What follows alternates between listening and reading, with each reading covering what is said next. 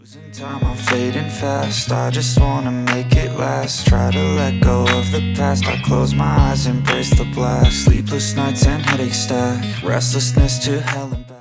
The new year kicks off with some exciting news from Realme, starting with their latest smartphone, the Realme Neo8. This device comes packed with standout features, including a 165Hz Samsung Sky display, a transparent RGB design, the powerful 5th generation Snapdragon 8 processor, a massive 8,000 mAh battery, and even a Periscope telephoto camera, the only one available in this price segment. A quick shout out to my tech partner from China for sharing this video. A big thank you for making this possible. Hey everyone, it's Maiky from techmaiky. If you love staying updated with the latest gadgets, make sure to subscribe and hit the notification bell so you never miss out on our exciting tech content. But before diving into the phone itself, there's another highlight worth mentioning.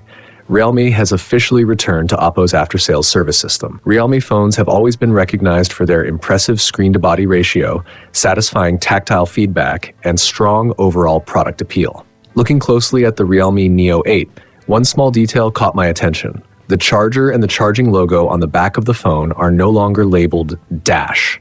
Instead, they now carry the VOKE branding, which already gives a hint about what's happening behind the scenes. Now let's talk about the design. The Realme Neo8 seems to combine the geometric segmentation style of the Neo7 with the transparent aesthetic introduced by the Neo7 Turbo. The big upgrade here is the build quality. This time, the Neo8 features a glass back cover, a glass bezel, and a metal frame, which noticeably improves the overall feel and premium look of the device. The transparent design adds another layer of visual appeal as well. Realme uses an industry-first single-layer transparent 3D partitioning process that creates 11 different textures. When light hits the surface from different angles, the metallic three-dimensional effect becomes very noticeable, giving the phone a strong tech geek vibe. If you ever get the chance to see and hold the device in person, the effect is immediately obvious. The version I'm using comes in a cyber-inspired color scheme that perfectly matches its identity as a trendy gaming flagship. The purple tone isn't overly saturated, so it stands out visually without becoming overwhelming over time. For those who prefer a more subtle look, Realme also offers Origin White and Mecha Gray options. The overall design language follows the trend of large diagonal corners and sharp right-angled edges. Having used the GT8 previously, I personally feel that these larger corner curves make the phone sit more comfortably in the hand, while also giving it a cleaner and more refined appearance. Another familiar feature making a comeback is the Awakening Halo, which first appeared on the Neo5. This lighting system has been upgraded with more customization options. It's not just decorative, it lights up during gaming, incoming calls, charging, music playback, and more. Each of the 3 light strips supports RGB, allowing you to adjust brightness, flashing speed, and color according to your personal preference. There's even a playful option where the colors change randomly, almost like opening a gacha in a game. The display is another major highlight of the Realme Neo8. Not only does it use a Samsung panel, but it's also the world's first 165Hz sky screen with the M14 flagship component. This new panel pushes brightness, energy efficiency, power control, and clarity to a new level. Recently, I've been using it alongside my iPhone, and honestly, apart from the higher refresh rate, it's difficult to notice a major difference between the two screens in everyday use.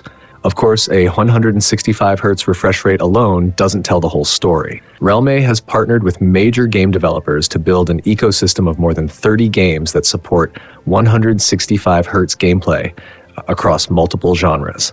I personally play a lot of FPS mobile games, and the higher refresh rate definitely makes a difference. Aiming and camera movement feel noticeably smoother, which improves the overall experience, especially in fast-paced shooters. Those extra frames can sometimes mean landing a crucial shot or securing a kill that could ultimately decide the match. But that's not the end of the story. The Snapdragon 8 Gen 5 platform also brings deep optimization for touch response. It works with a new generation Magic Touch chip that delivers a 3800 Hz touch sampling rate. Sometimes when gaming, it feels like you've tapped the screen, but the game doesn't react. This can happen when the touchscreen input and display refresh are not perfectly synchronized. The Snapdragon 8 Gen 5 introduces a system-level synchronization mechanism along with rendering rhythm control, improving response speed, and aligning the screen's refresh rate with the touch scanning frequency. Since the Realme Neo8 positions itself as a 165Hz gaming flagship, performance obviously has to keep up. It runs on the 5th generation Snapdragon 8 processor built on a 3nm process with a full-core architecture. The chip is paired with LPDDR5X RAM and UFS 4.1 storage, along with the new GT series performance engine and a large VC cooling system. Popular FPS titles like Delta Force and Mystery Summoning can run smoothly at full frame rates. Games like Honor of Kings and 5A Contract even support native 144Hz modes, and both the native version and the Crystal Engine version maintain stable high frame rates. The phone also supports super resolution and super frame technologies, allowing gameplay at up to 120Hz with 1.5K resolution. When it comes to performance, there are two standout features worth talking about.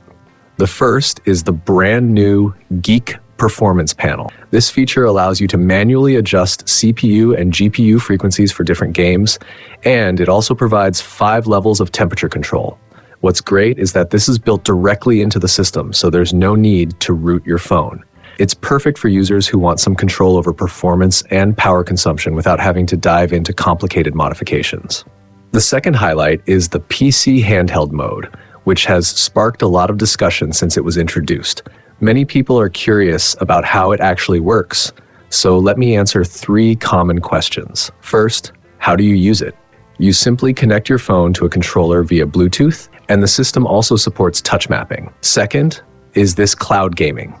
The answer is no. After signing into your Steam account, you'll need to download the game directly onto your phone. That means you must own the game and also have enough storage available. Because of this, if you're planning to install several games, choosing the higher storage version of the phone is definitely the smarter option. The third question people ask is what games can actually run in this mode? The official app includes a list of more than 50 games that have been tested and confirmed to work. Most of them are not extremely demanding, although there are some well-known AAA titles like Tomb Raider included. If a game isn't on the official list, that doesn't necessarily mean it won't work. For example, titles like Overcooked, which haven't been officially tested, should still run without any issues. I've even seen some players push things further by optimizing games like Watch Dogs 2 and Black Myth. That said, based on my experience, this mode is best suited for more casual gameplay or titles that don't require extremely high performance. Some heavy AAA games need a lot of tweaking to run smoothly, and personally, I'd still prefer playing those on a full computer. Moving on to photography, the Realme Neo8 comes equipped with dual 50-megapixel cameras. In addition to the main 50-megapixel sensor, it also features a Periscope telephoto lens, which is quite rare in this price segment. And the advantages of a Periscope telephoto camera go far beyond simply zooming in on distant subjects. One of the biggest benefits is perspective. When you shoot food or small objects using a wide-angle lens, distortion is almost unavoidable. A Periscope telephoto lens offers a much more natural perspective, keeping the subject's shape closer to how it actually looks in real life. That's also why macro lenses used for product photography on mirrorless and DSLR cameras are often around 90 to 100 millimeters. Another strength of telephoto photography is that it helps isolate your subject more effectively and avoid distracting background elements. This is especially helpful for beginners who are still learning about composition. For example, in a crowded exhibition environment with lots of visitors walking around, the Periscope lens can still capture clean images with a focused subject and minimal background clutter. Whether you're thinking about everyday photography or more creative shots, having a Periscope telephoto lens really adds a lot of value. On the software side, the phone also includes some features designed specifically for capturing coarse materials. AI can automatically correct images, reduce reflections, and improve overall clarity.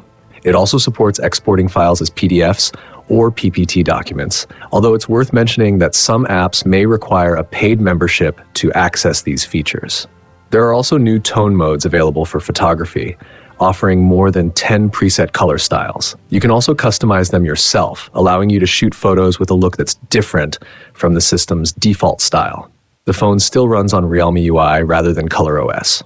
Some of the updates in Realme UI 7.0 were already covered in the GT8 video, but this time I want to mention two features that I personally found very useful. First is improved connectivity with iPhones.